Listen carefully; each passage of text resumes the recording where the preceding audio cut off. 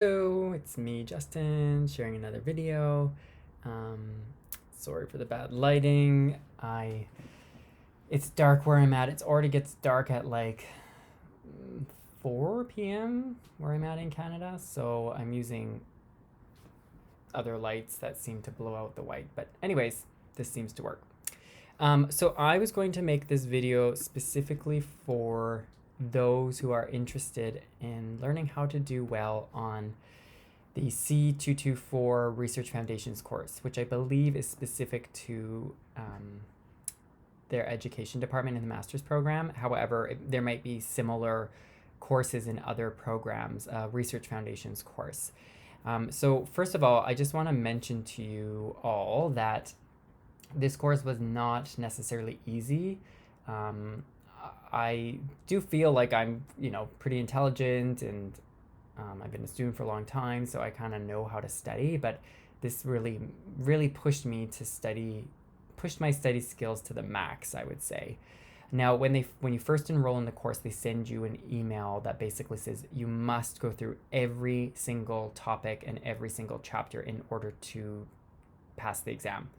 And there are 15 chapters, and each chapter has quizzes and like formative quizzes throughout, and then summative quizzes at the end of each chapter. And then they do recommend that it takes at least 6 weeks, so a month and a half, to pass this exam. And so right away, that was like a little bit overwhelming that they said that, but I don't really enjoy when they say that you should spend 6 weeks, because I think it really depends. Like they were saying, designate 6 weeks, and I thought, well, I'm on the accelerated path, 6 months to 1 year, I want to finish. I don't really want to spend 6 weeks on one course. So I was able to do this in 10 days, and I want to share with you how I did that. So stick around and I will give you some of the details. So I agree that you should go through everything, or mostly everything, from what I understand of the exam. The exam basically is structured in a way that it kind of goes from chapter 1, asking a few questions, all the way through chapter 15. So you can't really skip a chapter. There is a bit more emphasis on some parts. So for example, in this course, there's a lot of discussion on the distinctions between 4 research methods, which is qualitative, quantitative, mixed methods, and action research. And so really the aim here is you have to really understand what those are and all the different particulars about them. You can't just kind of know what they are and guess. You really have to know, like, well, why is qualitative research different, and what are all the different types of qualitative research? So it's looking at like the objectives of each one. So what's the objective of qualitative research, and why would some research you do that?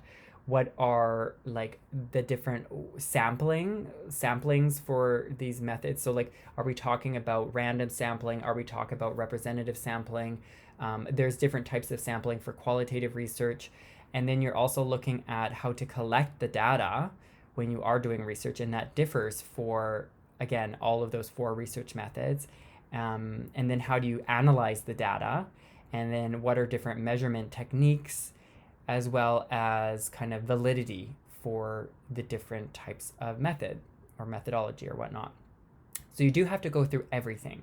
Now, what I did was, I found online, what helped me the most was actually to find an existing study guide.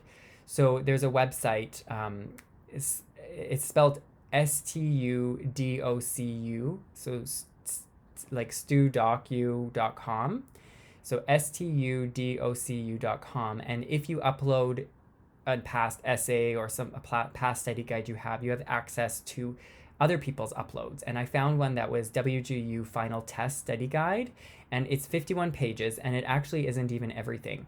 It's chapters 1 to 8, somebody study material, and then chapters 11 to 15. So it's missing a bunch of chapters, but I think that they're prioritizing. They're saying that these are the main chapters that you should study, and these are the ones that maybe require less study. So that would be chapter 9 through 11 or 12 is kind of like less you need to study. It's very comprehensive. And the reason, how somebody created this is actually at the onset of the course, they have an introduction and they give you a checklist. The checklist is literally a list of everything you need to know. basically every single topic. And what somebody did was use that checklist and then just expand on it. So when it talks about what are the 5 different types of data collection for qualitative research or whatever, that person went into the textbook on the online portal and basically copied and pasted some of the notes and then just created this big study guide. So what I did for each evening, for like at least a week, I did one chapter at a time. So the first one was all about, and here I just like, these are my notes. You can see there are tons of notes. Like, so I didn't just actually use that person's study guide and just memorize it. I actually wrote my own notes because I'm very visual. I needed to write my own notes and color code it and whatnot. As you can see here, like, oh, you might not be able to see, like color code it. This is just the first page. And then, I mean, there are tons and tons of pages of notes here. So I looked off of theirs, and that really gave me a pointed direction. Now, I also tried to look at both the study guide and the checklist to see, well, what was there missing information? Because sometimes that person who uploaded their study guide, I think they were missing a few things, or maybe it was an older study guide they created and they updated this checklist. So I just kind of cross-referenced, and then I just wrote my notes. And I think the process of writing notes is really important, because as I was writing titles and even kind of going over the titles with my pen, as you can see, I just went over multiple times, it's kind of slowly introducing me to these concepts, just thinking about the words and then thinking about the concepts. So it's a little bit of a slow process. And what I would do is kind of write a section of notes and then kind of stop and quiz myself and just kind of ask myself, like, okay, what was the principles of educational research? And then I would go back and just kind of test myself and ask myself over and over again.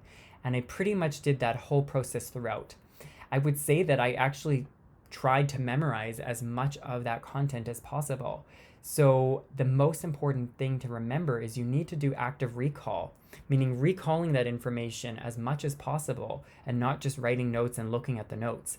And so I would get my roommate to test me after kind of every day that I studied a chapter. He would go back and test me over and over and over. Now also, I would write my notes, and then what I would do is I would go into the online material, and they have all these mini quizzes throughout the material, and I would constantly quiz myself, and I would pick up on some of the missing pieces from the notes. And I would wait until I basically got that correct. At the very end of each chapter, again, there is a summative assessment where they're testing your overall knowledge of that chapter. And I would do it until I got at least 85%, but then I actually did it until I got 100%. And there's kind of multiple iterations of that, so you can do it again, and there'll be some slightly different questions the next time. So I basically kept recalling that information and quizzing myself. And again, the next day I would do the next module, so module 2. And I find that the heavy modules are like when you're learning about quantitative research, when you're learning about qualitative research. And there's a lot of content to process, so I had to take breaks. And I would really spend in the evening like at least an hour, probably 2 or 3 hours, really going through that content. So really my resources, as a recap, was that study guide that I found online on that website, the checklist that they give you. I was using the online quizzes, so that's the formative quizzes and the summative quizzes, and then I would get my roommate to quiz me.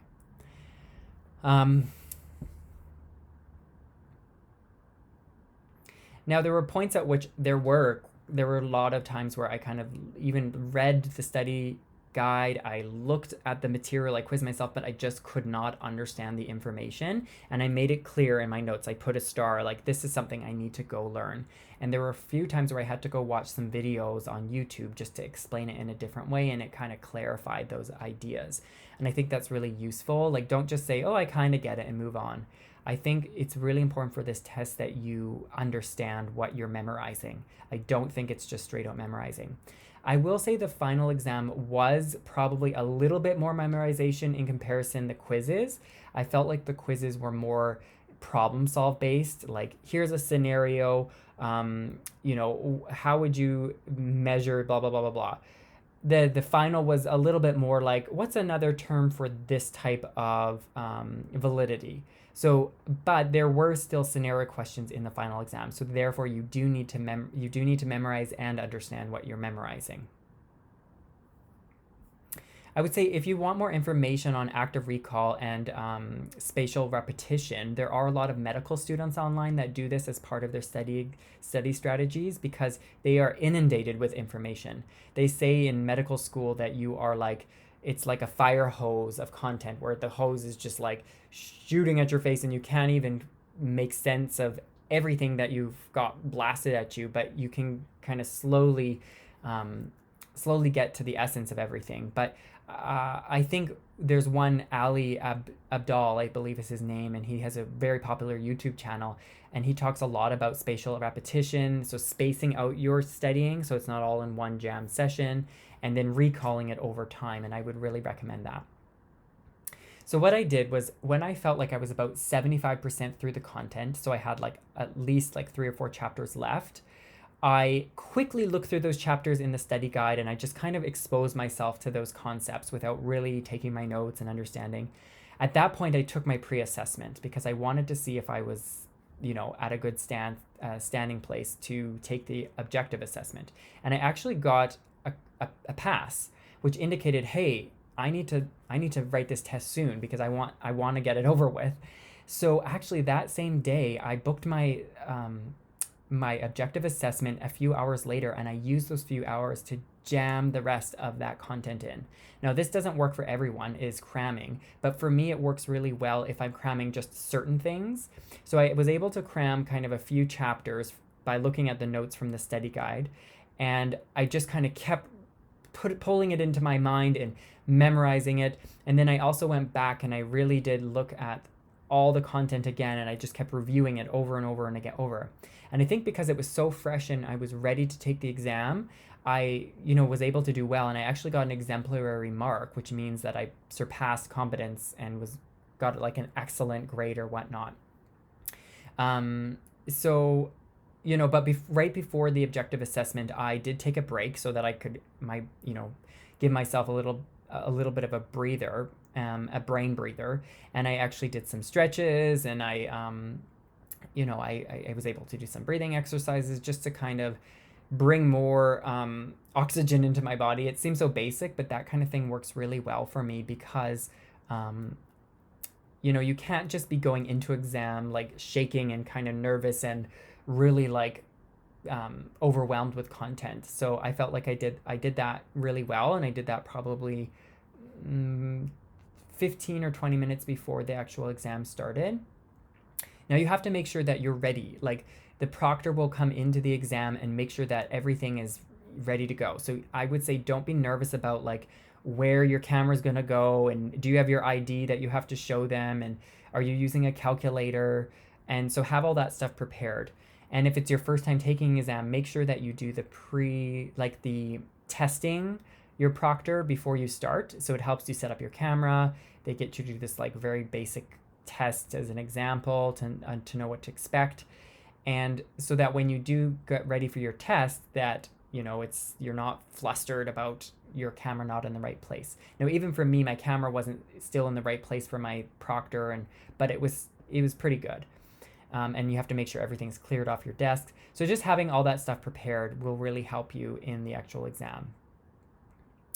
So overall, I feel that you can't cram the whole exam. Maybe you can cram a little bit at the end like me. I would say at least 75% has to be really well known, but you have to study regularly. I did not take a break. Every night I took another chapter, and I just kept going back. And make sure to go back to the previous chapters. Don't just kind of learn it and then forget about it. Go back. It's almost like a repetitive game where you kind of learn a chapter, then go back to the previous one and learn it, and learn that one. Then go back to the previous one and learn that one, and then learn that one. So you just kind of keep compounding your knowledge so that you don't forget what you had previously learned on the days. But that accelerated learning and that concentrated learning really helps you keep it in your mind. If you take like a 1 week gap or break, it's probably going to not sink in if it's not resonating for you. So just make sure to do this in a very accelerated way. So hopefully that helps give you some ideas. Let me know if you've taken the test and it went well for you, or went well for you. And otherwise, I will make some more videos, and hope to see you in the next video.